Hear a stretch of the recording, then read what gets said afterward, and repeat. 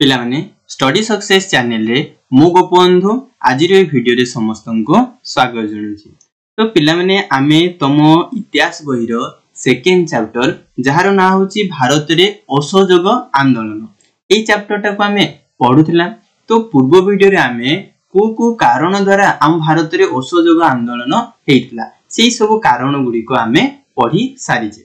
जो माने से वीडियो गुडी को देखिन डिस्क्रिप्शन रे लिंक अछि जाईकि प्रथमे से वीडियो गुडी को देखि दियो जा फल रे तम माने आज रो ई वीडियो को भलो से बुझी परिबो। बुझियला। तो आज आमे एही वीडियो रे आम भारतीय लोक माने को कार्य गुडी को ग्रहण करी आम भारत रे असहयोग आंदोलन करिथिले सेही कार्यक्रम गुडी को विषय रे आलोचना करिबा। बुझियला। चलो देखिबा। तो पिला माने आमे खिलाफत आंदोलन पढ़ी।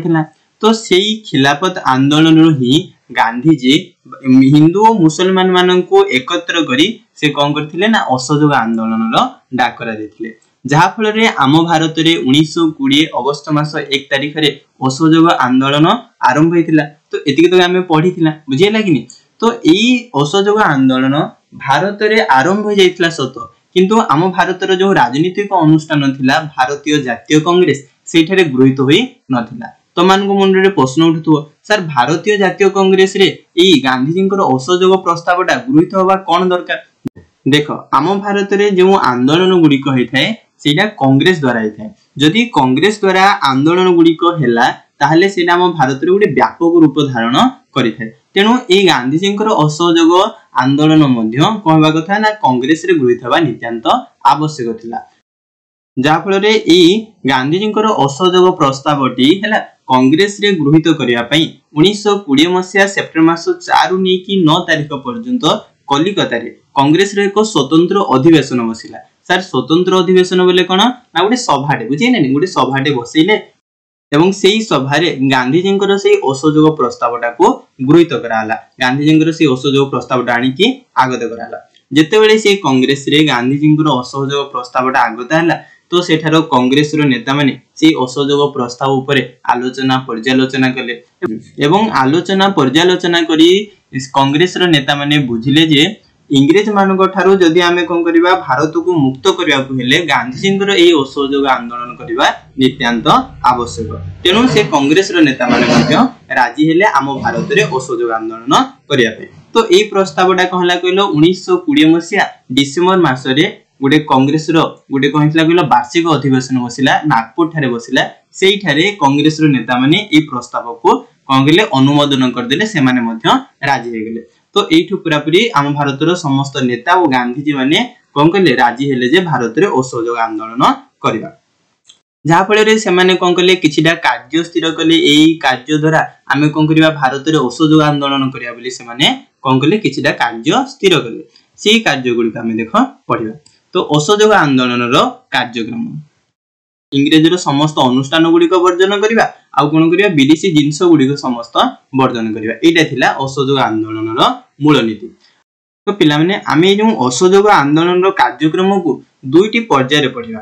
गोटे पर्याय रे आम भारत रो लोक माने कोन कोन वर्जन करिथिले त्याग करिथिले से सब जिंस पढिबा आ अन्य पर्याय रे आमे पढिबा जे से माने कोन कोन ग्रहण करिथिले। प्रथमे देखो प्रथम पर्याय 1919 मसिया भारत शासन आईन अनुଯାयी अनुष्ठित हेबाकु थिबा निर्वाचन और सरकारी उत्सव वर्जन।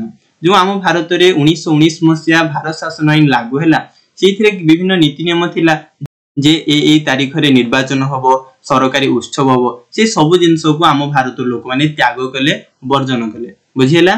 ता सहित पुनी कोन करिसंती ना समस्त प्रकार सरकारी उपाधि फेरस्त ए इंग्रेज सरकार आम भारत रो जो लोक मानन को उपाधि गुडी को देथिले समस्त आम भारतीय लोक माने कोन कले तांकर उपाधि गुडी को फेरै देले।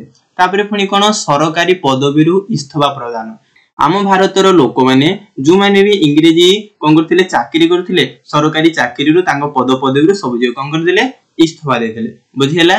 तापरे आउटे एक कार्यक्रम थिला जे आईनजीवी मानक द्वारा विचारालय वर्जन।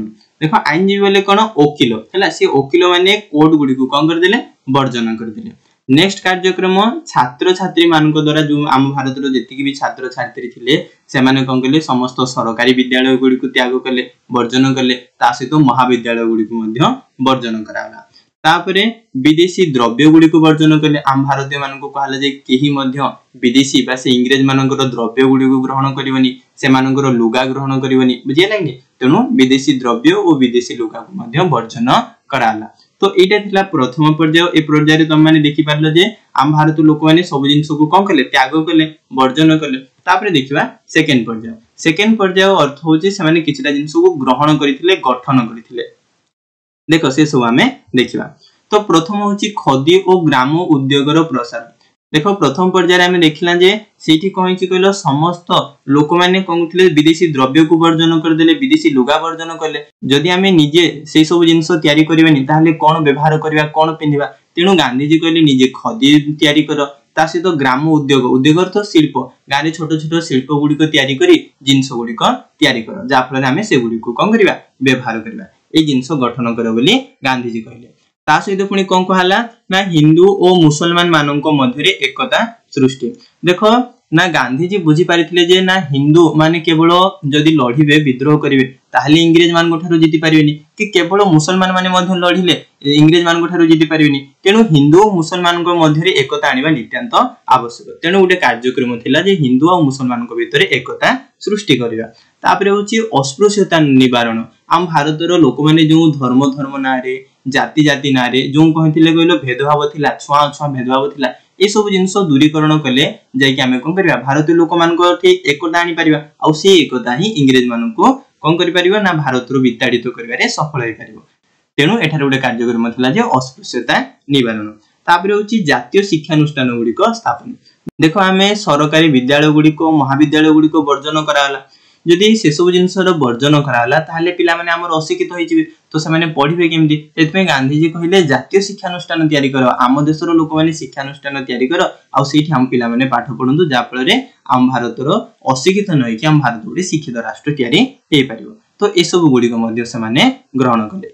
तो ए गुडी को कार्य गुडी को ग्रहण करी आम भारतर लोक माने असहयोग आंदोलन को करिथिले। पिला माने मु आशा करछि त माने आजिर ए असहयोग आंदोलन रो कार्यक्रम गुडी को भलो से बुझि पारिथिबो।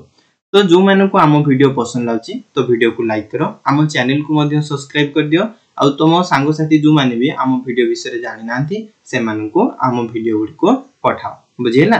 धन्यवाद।